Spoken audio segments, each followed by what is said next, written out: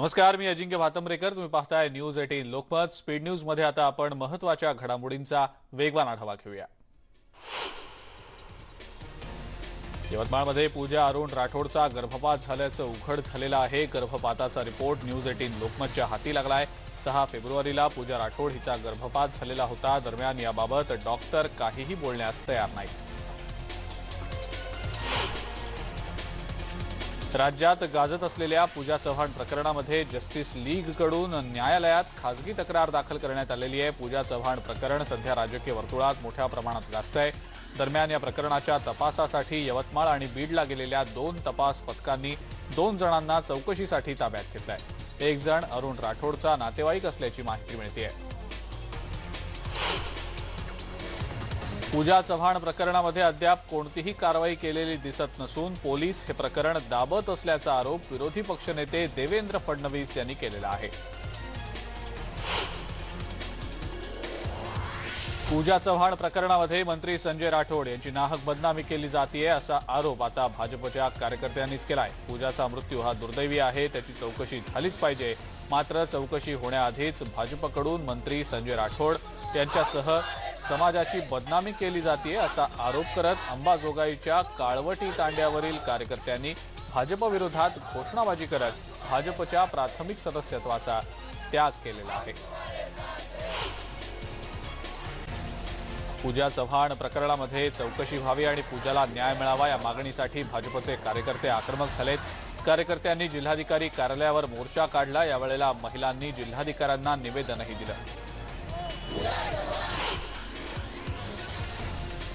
भाजपचे खासदार उदयनराजे भोसलेंनी मुख्यमंत्री उद्धव ठाकरे यांची वर्षा या त्यांच्या निवासस्थानी भेट घेतली आहे. यावेळेला मराठा आरक्षणासंदर्भात चर्चा झाल्याची शक्यता वर्तवली जाते. मराठा आरक्षणाच्या मुद्द्यावरून आणि शिवजयंतीच्या मुद्द्यावरून मराठा संघटनांनी आता आक्रमक भूमिका घेतलेली आहे. या दोनही विषयांवर चर्चा झाल्याची शक्यता आहे. मुंबईतल्या भाजपच्या आमदारांनी सह्याद्री अतिथीगृहात मुख्यमंत्री उद्धव ठाकरे यांना त्यांचं निवेदनपत्र दिलं. त्यानंतर भाजपच्या आमदारांनी सह्याद्री अतिथीगृहाबाहेर निदर्शनं केली. एनए टॅक्सला स्थगिती द्या आणि एसआरए प्रकल्पाच्या खरेदी विक्री जी 10 वर्षातली आहे त्या लोकांना घर रिकामं करण्याचे आदेश दिले गेले. त्या विरोधात भाजपच्या आमदारांनी निदर्शनं केलेली आहेत. पुण्यातल्या अनेक पक्षांच्या शिष्टमंडळानं आज मनसे अध्यक्ष राज ठाकरेंची भेट घेतली. पुण्यातील शिष्टमंडळ हे दुपारी कृष्णकुंज या राज ठाकरेंच्या निवासस्थानी दाखल झालं होतं. कर्जतमधील सोमाटणे फाटा इथं असलेला टोल नाका रद्द करावा अशी त्यांची मागणी आहे. राज यांनी शिष्टमंडळासमोरच आयआरबीच्या अधिकाऱ्यांशी फोनवरनं संपर्क साधला आणि उद्यापर्यंत मला माहिती द्या असंही सांगितलं. मुंबईतल्या मंगल कार्यालयांवर आता पालिकेची नजर असणार आहे. 100हून अधिक लोक असल्यास कारवाई केली जाणार आहे. आयोजकांवर गुन्हे दाखल केले जाणार आहेत. कोरोनाचा वाढता धोका लक्षात घेता पालिकेकडून नियमांचं उल्लंघन करणाऱ्यांवर आता कारवाई करण्यात येणार आहे. राज्य सरकार हे उद्योजक आणि विकासक चालवत आहेत का असा सवाल भाजपचे आमदार आशिष शेलार यांनी उपस्थित केलाय. राज्यात कोरोना का वाढतोय हे सरकारनं जाहीर करावं अशी मागणी सुद्धा शेलार यांनी केलेली आहे. मास्क न वापरणाऱ्यांवर कारवाई करण्यासाठी मुंबईच्या महापौर स्वतः रस्त्यावर उतरल्या होत्या. ठिकठिकाणी गाडी थांबवून लोकांना मास्क लावण्याचं आवाहन महापौर किशोरी पेडणेकर यांनी केलं. जनजागृती करण्यासाठी रस्त्यावर उतरेन हा न्यूज 18 लोकमतला दिलेला शब्द किशोरी पेडणेकर यांनी तंतोतंत पाळलेला आहे. मास्क न वापरणाऱ्यांवर कारवाई करण्यासाठी मुंबईच्या महापौर रस्त्यावर उतरल्या होत्या आणि यावेळेला त्यांनी विनामास्क लोकल प्रवास करणाऱ्यांना देखील मास्क वापरण्याचं आणि नियमांचं पालन करण्याचं आवाहन केलं. मुंबईत कोरोनाचा प्रादुर्भाव वाढू नये म्हणून आता वॉर्ड स्तरावर काळजी घेतली जाते. वॉर्डमधल्या ज्या ठिकाणी नवे रुग्ण सापडत आहेत तिथं चाचण्यांना सुरुवात करण्यात आलेली आहे. मोबाईल टेस्टिंग गाड्यांच्या माध्यमातून नमुने घेण्यात येत आहेत. रुग्णांच्या संपर्कातल्या आणि आजूबाजूच्या परिसरातही चाचण्या करण्यात येत आहेत. जिथे रुग्ण सापडत आहेत तिथे लहान मुलांपासून ते वृद्धांपर्यंत सर्वांचीच तपासणी करण्यात येते.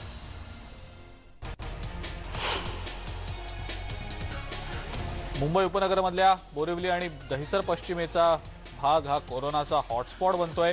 जिथे याआधी एक आकडी रुग्ण सापडत होते, आता मात्र या ठिकाणी 50%हून अधिक वाढ रुग्णसंख्येत नोंदवली जाते। विशेषतः इमारतींमध्ये रुग्णसंख्या वाढत असल्याचं दिसतंय। मुंबईमध्ये पुन्हा कोरोनाचा फैलाव आता वाढू नये यासाठी यंत्रणा सतर्क आहेत। मास्क न घालता लोकलमधून प्रवास करणाऱ्या प्रवाशांवर पालिका आणि रेल्वे पोलीस कारवाई करतायत। मध्य रेल्वेवर 2060 तर पश्चिम रेल्वेवर 2558 विनामास्क प्रवास करणाऱ्यांवर कारवाई झालेली आहे। या प्रवाशांकडून 4.5 लाख रुपयांचा दंड वसूल करण्यात आलेला आहे। मुंबईमध्ये इतर देशांमधून येणाऱ्या प्रवाशांना अद्यापही क्वारंटाईन सेंटरमध्ये ठेवण्यात येतं। मुंबईतल्या हॉटेल्सची महापौर किशोरी पेडणेकर यांनी पाहणी केली। यावेळेला या हॉटेल्समधून 4 प्रवासी पळून गेल्याचं लक्षात आलं। या 4 प्रवाशांचा शोध घेऊन त्यांना पुन्हा विलगीकरणात ठेवण्याचे आदेश महापौरांनी दिलेत। तसंच हॉटेलवर आणि संबंधित प्रवाशांवर गुन्हा दाखल करायला सांगण्यात आलेला आहे।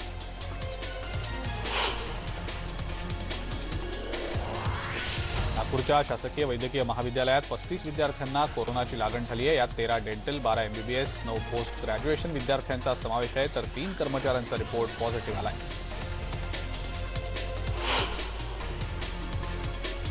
कोरोना रुग्णसंख्या पुन्हा वाढतेय। सांगली महानगरपालिकेकडून विनामास्क वाहन चालकांवर दंडात्मक कारवाई सुरू करण्यात आलेली आहे। सांगली पालिका आयुक्त नितीन कापडनीस यांच्या आदेशाने ही कारवाई सुरू आहे। सांगलीतल्या विविध मार्गांवर पालिकेच्या स्वच्छता निरीक्षकांकडून मास्क न वापरणाऱ्यांच्या विरोधात कारवाई केली जाते।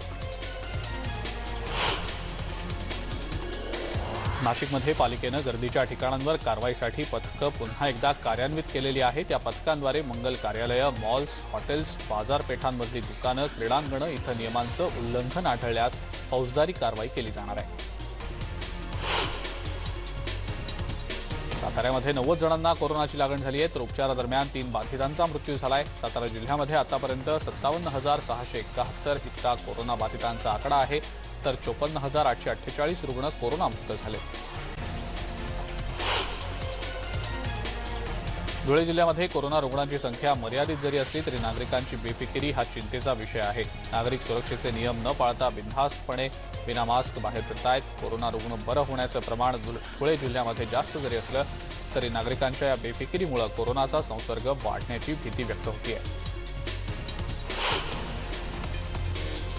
जालन्यामध्ये कोरोनाच्या 55 नव्या रुग्णांची भर पडली आहे। कोरोनाचा वाढता प्रादुर्भाव कमी करण्यासाठी आता जिल्हा प्रशासन ठोस पावलं उचलायला सुरुवात करत आहे। जिल्ह्यातल्या सर्व शासकीय आणि निमशासकीय कार्यालय परिसरांमध्ये कलम 144 नुसार जमावबंदीचे आदेश जारी करण्यात आलेले आहेत। लातूर जिल्ह्यामध्ये गेल्या काही महिन्यांपासून सर्वसामान्यांमध्ये कोरोनाबाबतची भीतीच उरल्याचं दिसत नाहीये। सामान्य नागरिक, व्यावसायिक तसंच पोलीस आणि एसटी महामंडळाचे ड्रायव्हर आणि कंडक्टर देखील मास्क वापराकडे सर्रासपणे दुर्लक्ष करताना दिसत आहेत। विदर्भासह जिल्ह्यातल्या इतर भागांमध्ये कोरोनाचा प्रादुर्भाव वाढलाय। वर्ध्यात कोरोनाचा पॉझिटिव्ह रेट 15.63% इतका आहे। त्यामुळे लोकांनी कोरोना प्रतिबंधक नियम पाळावेत, नाहीतर लॉकडाऊनला सामोरं जावं लागण्याची शक्यता आहे आणि त्यासाठी नियम पाळण्याचं आवाहन खासदार रामदास तडस यांनी केलेलं आहे। बुलढाणा जिल्ह्यामध्ये पुन्हा एकदा संचारबंदी लागू करण्यात आलेली आहे। नव्यानं 199 कोरोना रुग्ण आढळल्यानं ही संचारबंदी लागू करण्यात आलेली आहे। गेल्या आठवड्याभरापासून बुलढाण्यात कोरोना रुग्णांमध्ये कमालीची वाढ होतीये। बुलढाण्यातली शाळा महाविद्यालयं 28 फेब्रुवारीपर्यंत बंद ठेवण्याचे आदेश दिले गेलेत, तर जिल्ह्यातील शिवजयंतीच्या मिरवणुकाही रद्द करण्यात आलेल्या आहेत। छत्रपती शिवाजी महाराजांच्या या 391व्या जयंतीनिमित्त औरंगाबाद जिल्ह्यातल्या सर्व 140 शिवस्मारकांवर आणि तसंच कोरोना महामारीच्या काळात लढलेल्या वैद्यकीय अधिकारी, पोलीस आणि पालिका कर्मचारी, महसूल विभागातले कर्मचारी आणि इतर सर्व कोरोना योद्ध्यांना मानवंदना म्हणून त्यांच्यावर हेलिकॉप्टरमधनं पुष्पवृष्टी करण्यात येणार आहे। 18 आणि 19 जानेवारीला होणारी ही पुष्पवृष्टी आता केली जाणार आहे। नवी मुंबईमध्ये मनसे कार्यकर्त्यांनी महावितरणच्या कार्यालयाची तोडफोड केली आहे। मनसे शाखाध्यक्षांनी ही तोडफोड केलेली आहे। महावितरणच्या अधिकाऱ्यांना या संदर्भात विचारलं असता समाधानकारक उत्तरं न मिळाल्यानं ही तोडफोड करण्यात आलेली आहे। मनसेकडून वीज वितरण विभागाविरोधात आक्रमक पवित्रा सुरूच आहे। युवक काँग्रेस अध्यक्ष सत्यजित तांबे यांच्या नेतृत्वाखाली गोरेगावमध्ये महागाईच्या विरोधात आंदोलन करण्यात आलं। पेट्रोल डिझेल दरवाढ निषेध म्हणून काँग्रेसचे कार्यकर्ते रस्त्यावर उतरल्याचं बघायला मिळालं।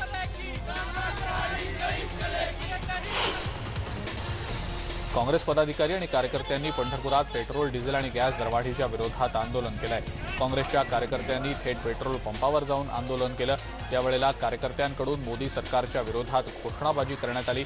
तसंच अब की बार पेट्रोल 100 के पार अशा घोषणांनी परिसर दणाणून गेलेला होता। वसई पारनाका परिसरात युवक काँग्रेसनं मोदी सरकारनं केलेल्या इंधन दरवाढीच्या विरोधात रस्त्यावर चूल पेटवून भाकरी भाजून आंदोलन केलं। केंद्र सरकार हे विश्वासघातकी सरकार असल्याचा आरोप सत्यजित तांबे यांनी केलेला आहे।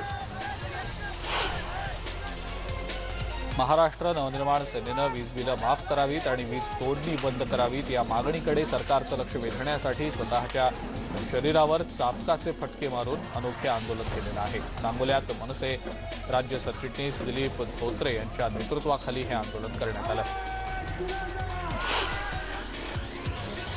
देशामध्ये आता प्रत्येक वाहनाला फास्टॅग बंधनकारक आहे आणि त्यासाठी IRB कंपनीकडून वाहनधारकांना सूचना देखील देण्यात आलेल्या होत्या। तर ज्या वाहनांना आता फास्टॅग नाही त्या वाहनधारकांना दुप्पट टोल भरावा लागत असल्यानं खिशाला भुर्दंड पडतोय। पूर्वी वाहनधारकांना बीडहून औरंगाबादला जाण्या येण्यासाठी 360 रुपये लागत होते, मात्र आता त्या वाहनधारकाला 720 रुपये लागत आहेत। त्यामुळे वाहनधारक आता IRBच्या कर्मचाऱ्यांसोबत वाद घातल्याची दृश्य ठिकठिकाणी बघायला मिळत आहेत। गंगाखेडमधल्या गंगाखेड शुगर लिमिटेड विरोधात स्वाभिमानी शेतकरी संघटना आक्रमक झालेली आहे। गंगाखेड शुगर लिमिटेड हा आमदार रत्नाकर गुट्टे यांचा साखर कारखाना आहे। या कारखान्यानं ऊस तोडणी वाहतुकीचे तब्बल 13 कोटी रुपये थकवल्याचा आरोप करण्यात आला आहे। त्यामुळे स्वाभिमानी शेतकरी संघटनेनं गंगाखेड तहसील कार्यालयासमोर जागरण गोंधळ आंदोलन सुरू केलं आहे आणि त्यामुळे लवकरात लवकर बिल वाटप करावं, अन्यथा आणखी तीव्र स्वरूपात आंदोलन करण्यात येईल असा इशाराही देण्यात आलेला आहे। पुणे जिल्ह्यातल्या चाकणमध्ये आगामी नगर परिषदेच्या निवडणुकीसाठी प्रशासकीय यंत्रणा सज्ज झालेली आहे। या निवडणुकीसाठी 23 प्रभागांच्या निवडणूक प्रारूप मतदार याद्या प्रसिद्ध करण्यात आलेल्या आहेत। मात्र या प्रारूप मतदार याद्यांमध्ये प्रचंड चुका झाल्याचं समोर आलेलं आहे। नागरिकांनी नगर परिषदेच्या या कारभाराबद्दल त्यामुळे नाराजी व्यक्त केली आहे। नगर परिषदेच्या कारभारावर भाजपानं आक्रमक भूमिका घेत मुख्याधिकाऱ्यांना धारेवर धरलंय। स्पीड न्यूज मध्ये वेळ झाली एका ब्रेकची, लगेच परत येतोय, बघत रहा न्यूज 18 लोकमत।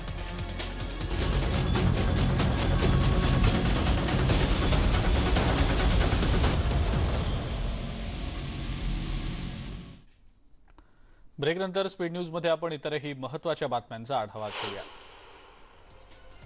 वसई विरार महानगरपालिकेच्या विरोधात प्रहार जनशक्ती पक्षाकडून हंडा कळशी मोर्चा काढण्यात आला। पाणीपट्टी भरणाऱ्या लोकांना पाणी मिळत नसून जे सोसायटी पैसे देतात त्यांनाच पाणी सोडलं जात असल्याचा आरोप प्रहार जनशक्ती पक्षानं केलेला आहे। कुपोषित बालकांना वाटण्यासाठी आलेलं साहित्य पंचायत समितीच्या गलिच्छ गोदामात धूळ खात पडल्याची बातमी न्यूज 18 लोकमतनं दाखवली होती। अखेर या बातमीची शासनाच्या वरिष्ठ अधिकाऱ्यांनी दखल घेत तातडीनं हे साहित्य वाटपासाठी रवाना केलेलं आहे। अंगणवाडी सेविकांच्या माध्यमातून हे साहित्य तालुक्यातल्या ग्रामीण भागात पाठवण्याचं काम सुरू झालेलं आहे। पालिका मुख्यालयाच्या मागच्या बाजूला असलेल्या बेलापूर खाडीमध्ये पुन्हा एकदा मगर आढळल्यानं मासेमारी करणाऱ्या स्थानिक मच्छीमारांमध्ये आता भीतीचं वातावरण पसरलंय। या मगरीचा बंदोबस्त करण्यासाठी वनविभाग दुर्लक्ष करत असल्यानं भविष्यात जर कुठला अनुचित प्रकार घडला तर त्याला जबाबदार कोण असा सवाल स्थानिकांनी केलाय। गेल्या ऑगस्ट महिन्यात याच खाडीत एक मगर आढळली होती।